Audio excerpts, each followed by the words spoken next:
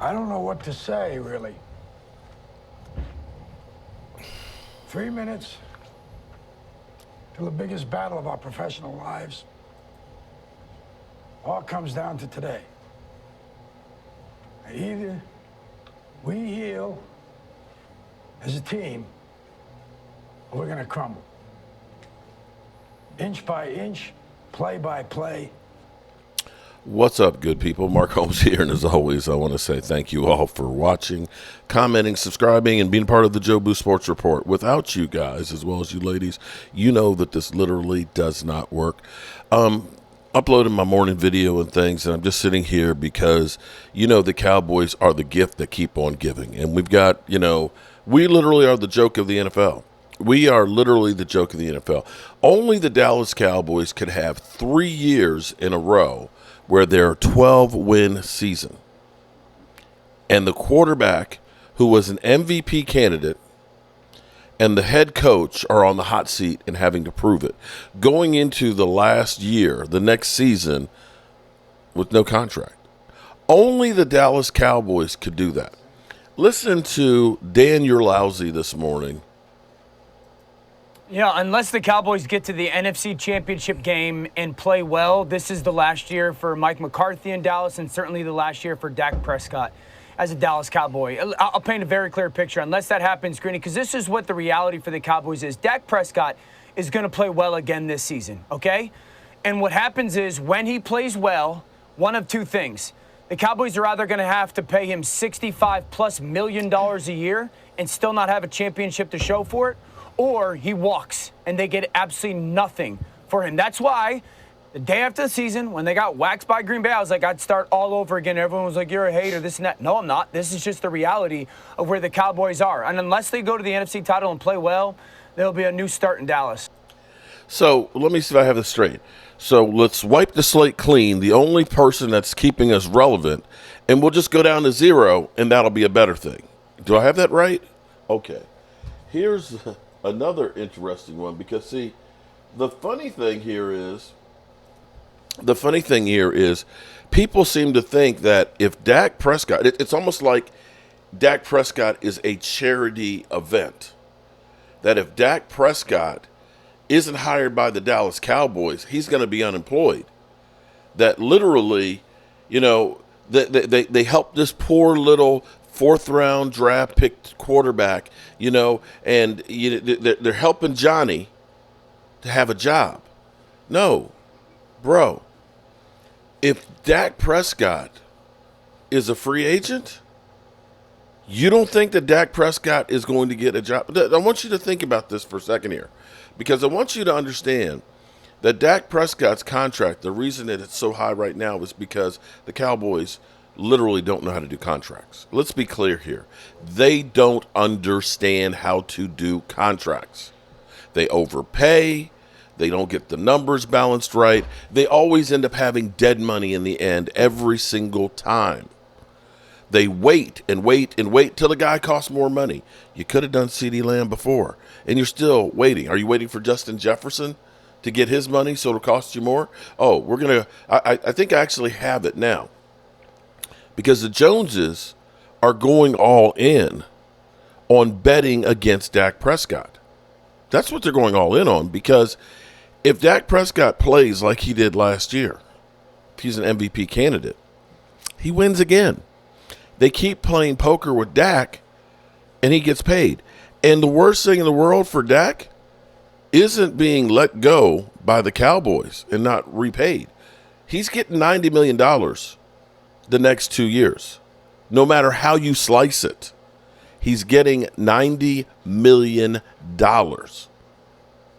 and may have the opportunity, unlike other players that have to get franchise tagged or have to wait and wait and wait, he can pick as a free agent wherever he wants to go. And this is where Good Morning Football, which is moving, I don't know if they've moved yet, but they're going to Los Angeles. Dak Prescott should do what I did last night. I looked at this and I was like, you know what? Types in on Google, top quarterback free agent signings. if Dak looks around, he'll look at it and he'll see Drew Brees, he'll see Kurt Warner, he'll see Peyton Manning, he'll see Tom Brady. And when he sees those names, all of those guys went on to new teams and they won Super Bowls. These pictures are guys hoisting Lombardi trophies. I will have one dispute with that. Because Kurt Warner, unless you count when he played for the Breakers in the Arena League, he went to the Rams, won the Super Bowl, then went on to the Giants to mentor Eli Manning, and then went to the Cardinals, where he did play in the Super Bowl, but they did not win. So there is a little bit of a mistake in there. But Drew Brees, they gave up on him with the Chargers. He goes, of course, to New Orleans, wins one. Peyton Manning, they drafted, of course, Andrew Luck, thinking that Andrew Luck was going to be the new Peyton Manning, but injuries derailed that. Peyton Manning goes through Denver, gets 2 Super Bowls. Tom Brady, who it was either Tom Brady or Bill Belichick, ends up going to Tampa Bay and, of course, bringing some of his friends and wins one there. And wouldn't it be crazy to see Dak Prescott join those guys? Because they won Super Bowls. So is this a unique situation? No doubt about it. Anytime a team comes out and says, hey, we talked, we've mutually agreed that it's not going to work out, they're basically saying, hey, buddy, we got 1 year left, and then we're going to let you fly. We're going to let you go wherever you want. And what I think is interesting about that, in 2019, when we had Brady on our team, we all knew that at the end of the year, he would be a free agent.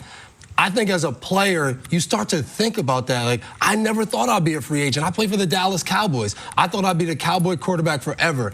You start to look out there. You play against a team, they have weapons, they're on offense, and you kind of look at the quarterback. You say, that quarterback's not that good. If I'm Dak, maybe I start shooting some text messages out to guys. Hey, how you guys doing over there? Hey, where did everybody go out and eat? What's the massage therapist like over there? Yeah. Like all of these little questions. Cool down there? You start thinking about your next year, because that's what's important. And, if they get off to an 8-0 start, then, you start thinking about a Super Bowl. But in Dallas, it hasn't looked good.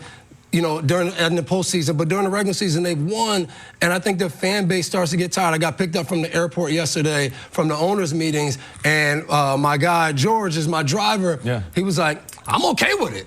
Let Dak be a free agent. I'm okay with it. He's a diehard Cowboys fan. And you start to see that more and more. You talk to different people, and they're like, we don't need him. I'm ready for a new quarterback anyway. And be careful. A lot of these teams that moved on to new quarterbacks, they went some years feeling pretty bad. Yeah. Right now, if you are, let me ask you this while we're putting it on here, and I'm going to hurry up with this because I need to hit the road. You think that New England has buyer's remorse letting go Tom Brady? Do you think Indianapolis had buyer's remorse after seeing Peyton Manning go to 2 Super Bowls, winning another one with Andrew Luck? Do you think the Commanders, with the left hand up, thought back about maybe we should have kept Kirk Cousins?